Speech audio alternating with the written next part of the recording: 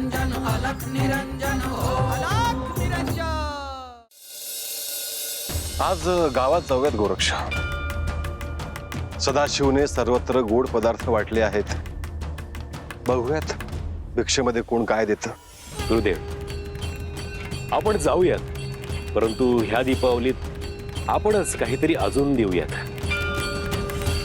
अर्थातच, परंतु आधी परीक्षा तर पाहू कोण काय देतंय। होय गुरुदेव, परंतु गावातल्या एकाने त्यांच्याकडे काही ठेवलेलंच नाही, तर त्यांच्याकडे काय मिळणार? देण्याचा भाव तरी आहे का ते पाहू। गुरुदेव, आपण म्हणत आहात म्हणजे आपण काहीतरी ठरवलेलंच आहे। चल।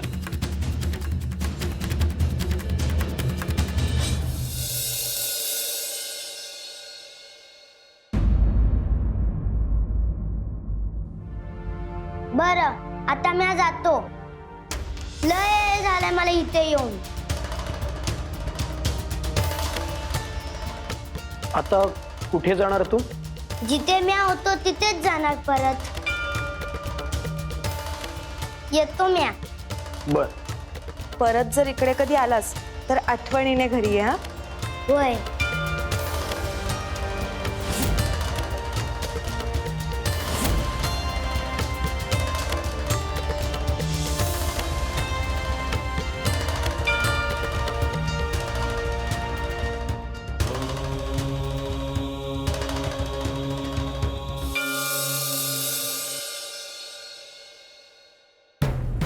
यमुना, कुठे चाललीयस? अगं गावात एक लहान पोरगा आला होता, त्याला लोकांनी विचारलं कुठं चाललायस, कोण हायस, पर तो काही सांगायला तयार नाही। नंतर समजलं की तो ललिताकडे गेलाय। अगं असेल इथलाच कुठला तरी आला असेल। तसं नाही ग, त्याच्याकडे बघितलं की माझं डोळं चमकलं बघ, म्हणून म्हणलं विचारावं कोण हाय त्यो, कुठनं आला।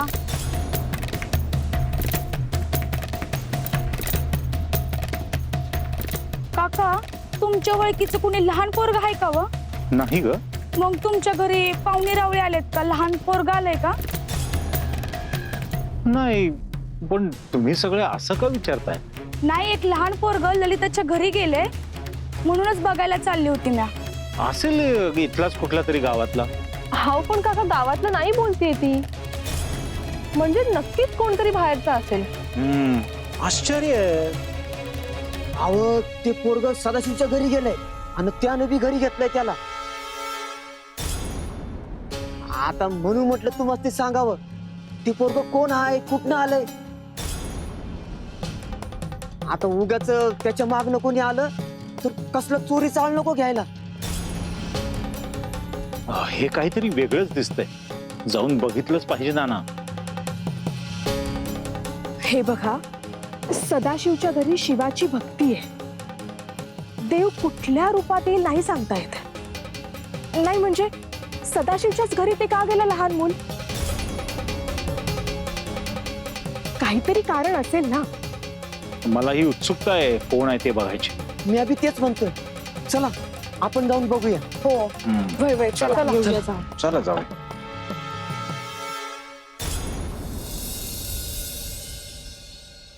भस्म हा श्री महादेवांचा महत्वाचा शृंगार आहे। यम नियम पाळणाऱ्यांनी भस्म हे मंत्र उच्चारण करतच धारण करावं असा संकेत आहे। गाईचं शेण जाळून जे भस्म तयार केलं जातं त्याला आग्नेय म्हणतात। अग्निहोत्रापासून जो भस्म तयार केला जातो त्याचा संग्रह करावा, कारण त्यात चैतन्य असतं। मुळात भस्म हे सगळ्या वर्णांसाठी आहे। भस्म लावताना 3 रेषा असतात, ज्याला त्रिपुंड म्हणतात। त्याची प्रशंसा साक्षात श्री महालक्ष्मी आणि श्री महासरस्वती यांनी केली आहे। या त्रिपुंडात 9 देवता आहेत आणि त्रिपुंड हे 16 स्थानावर लावा, जिथे 16 देवता आहेत। कपाळावर भस्म धारण करताना ओम नमः शिवाय असं म्हणत लावा, ज्याने तुमचं निश्चित कल्याण होईल। ललिता,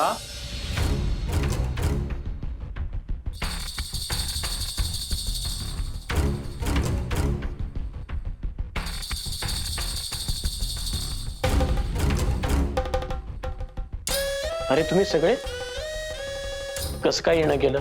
ललिता, तुमच्याकडे एक लहान मुलगा आला होता आणि म्हणजे गावातले सगळे लोक विचारत होते म्हणून म्हटलं. हो आला होता. तो जेवला आणि परत निघून गेला.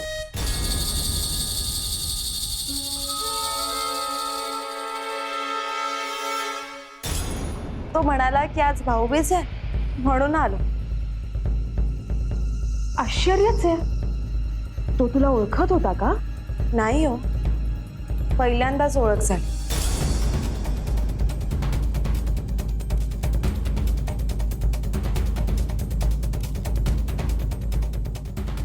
पर कुणाकडे गेलाच नाही तो.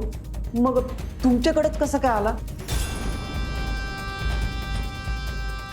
ते आम्हालाही माहित नाही, पण दारात आलेल्या प्रत्येक अतिथीला आम्ही देवासमान मानतो. म्हणून दारात आल्यावर आम्ही त्याचं स्वागत केलं. ललिता, अगं मला तर असं वाटतंय ना की तुझ्याकडे देवच येऊन गेलेत ग. ठाऊक नाही, पण मला असं मनापासून वाटत होतं की आज भाऊबीज साजरी व्हावी. देवाने माझ्यासाठी काहीतरी करावं. हे तर म्हणत होते की तू महादेवांनाच बंधू मान. ललिता, तू खूप भाग्यवान आहेस. ज्याला कोणी पाहिलं नाही, ज्याला कोणी ओळखलं नाही, अशा वेळी तो तुझ्याकडे आला. माझी भावना तर अशीच आहे की साक्षात महादेव येऊन गेलेत.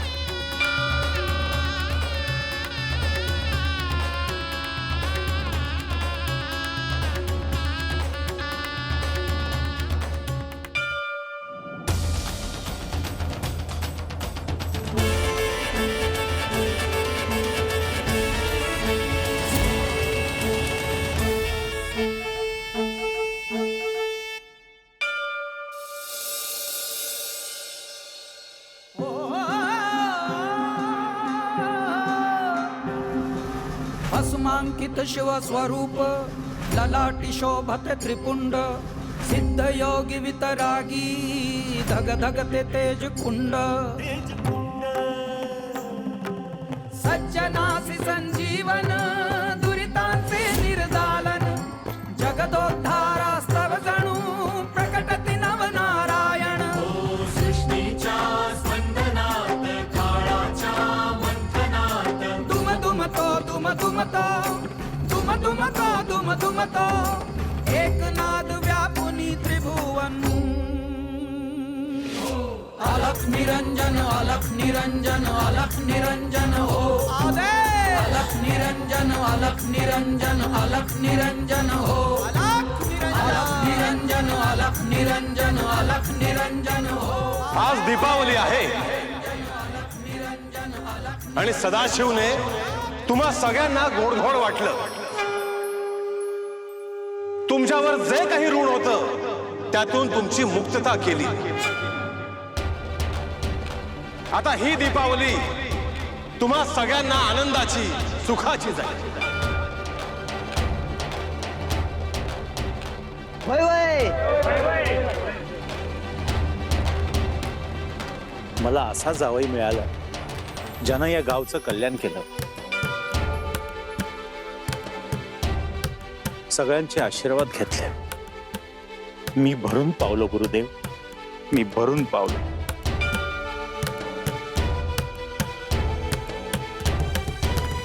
म्हणून शिवभक्ती महत्वाची.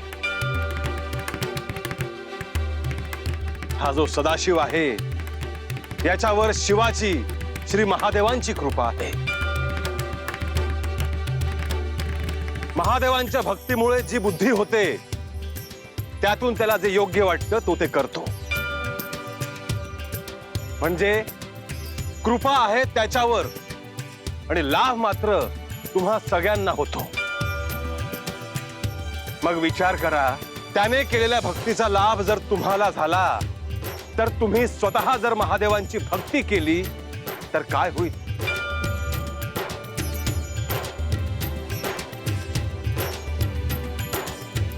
आज दीपावली आहे आणि आजच्या शुभ दिवशी मी तुम्हा सगळ्यांना सांगू इच्छितो की महादेवांना शरण जा, महादेवांची भक्ती करायला सुरुवात करा. कारण शिवभक्ती ही सगळ्या संकटातून तारून नेणारी आहे. शिवभक्ती तुम्हाला सन्मार्गावर घेऊन जाणारी आहे. वय वय गुरुदेव काय सांगत आहेत ते तुम्हा सगळ्यांना ध्यानात येतंय ना? शिवाला रोज किमान 1 तांब्या जल, 1 बेलपत्र वाहिलं आणि ओम नमः शिवाय म्हणत नमस्कार केला तरीही तो नमस्कार शिवापर्यंत पोहोचतोच. भोळ्या भक्तीचे भुकेले आहेत श्री महादेव. वय वय आज दीपावली आहे आणि आज आम्ही तुमच्या गावात आलो आहोत. तर सांगा, कोण कोण काय काय देणार आहे त्या नाथांना?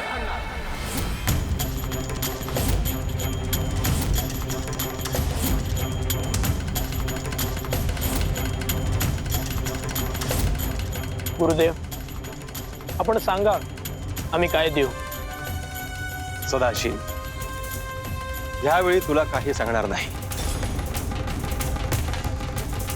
या गावकऱ्यांना विचारतो आहे. देवा, आम्हाला जे दिलंय ते सदाशिवने दिलंय. ते समज देतो आम्ही तुम्हासनी.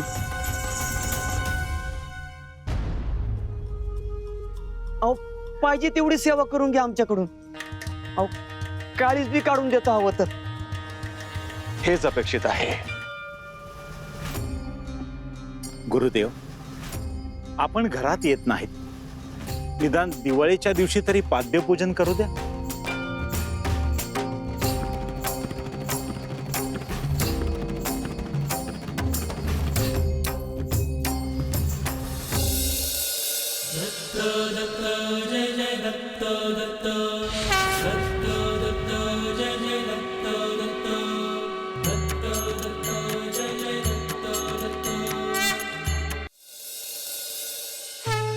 गुरुदेव, तुम्ही जे अक्षय पात्र दिलं होतं त्याचा खूप चांगला उपयोग झाला. सदाशिव, गुरुदेवांना सगळं काही ठाऊक आहे. आता आणखी एक महत्वाची गोष्ट सांगतो सदाशिव. जे अक्षय पात्र आहे ते चोरण्याचा, नष्ट करण्याचा प्रयत्न केला जाईल. त्या अक्षय पात्र सांभाळण्याची जबाबदारी तुझी आहे. मी त्याला जीवापाड जपतोय गुरुदेव.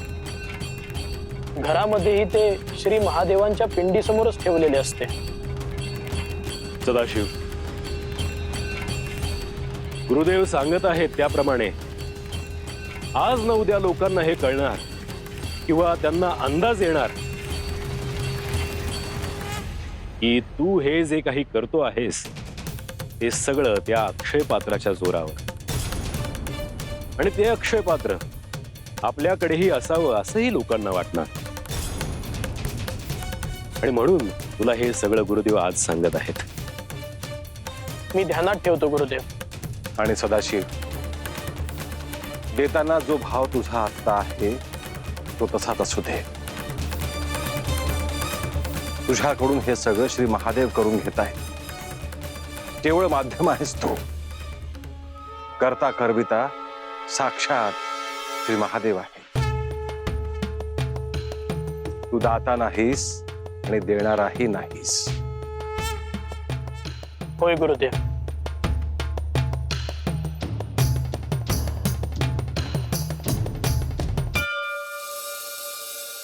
आजचा दिवस चांगला पार पडला. एक सांगू का, खूप समाधान वाटलं आज. म्हणजे सकाळी जसं वाटत होतं ना की आपल्याला बंधू नाही, पण आता असं वाटतंय की आहे मला कोणी ना कोणी. साक्षात महादेवांना बंधू मानलंय मी. माझी ही भक्ती आहे.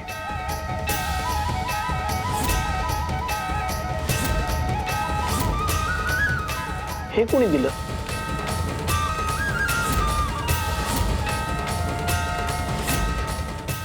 नाही, मलाही माहित नाही. मीही आत्ताच पाहतेय.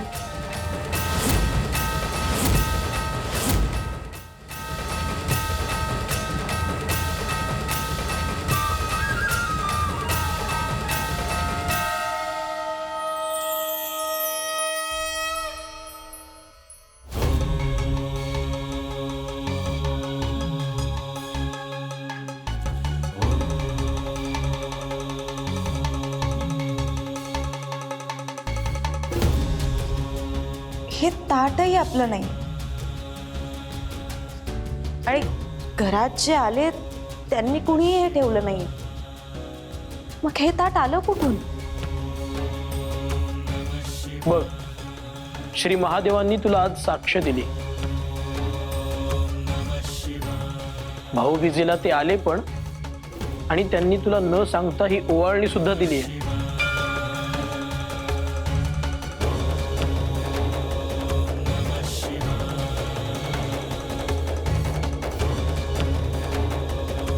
हे हातात घे आता. हे लुगडं, हे श्रीफळ. अगं एका अर्थाने त्यांनी ओटीच भरली आहे तुझी. हे घे. हा, आता तुला कोणी नाही असं समजू नकोस. हा, जे नातं नाही ते श्री महादेवांमध्ये पहा. तुला आई नाही तर आई म्हणून बघ. तुला बंधू नाही तर बंधू म्हणून बघ. गुरु नाही तर गुरु म्हणून बघ. सगळे तेच आहेत. होय, हे खरं आहे. यानंतर मी कधीच मनात शंका ठेवणार नाही.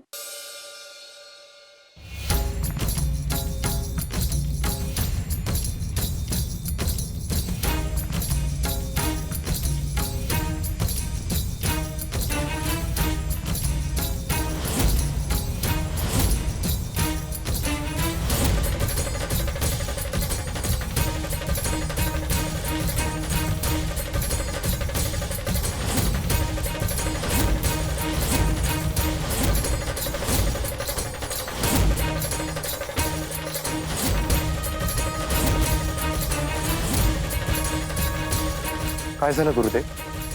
का नाही? आपल्याला गावात जायला हवं. गुरुदेव आपण आज्ञा करा, मी जाऊन येतो. सदाशिवला सावध करायला हवा. गुरुदेव आपण सांगत आहात म्हणजे संकट आहे. आपण तात्काळ निघूयात.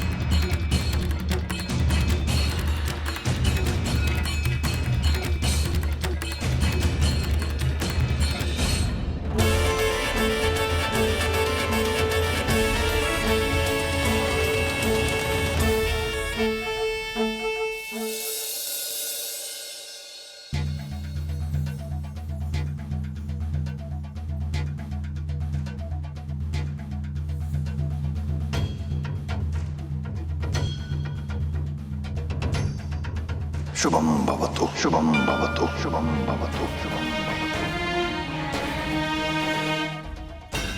मला असं वाटलंच की आपण भेटाल म्हणून. गुरुदेव तुझीच आठवण काढत होते. अहो भाग्य माझे. सदाशिव, तुझ्या घरावर संकट येताना दिसत आहे मला.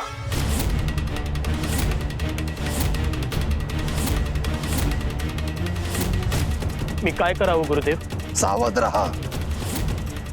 तुझ्यावर कृपा जरी असली तरी अशुभाची सुद्धा ताकद असते. काळजी घे.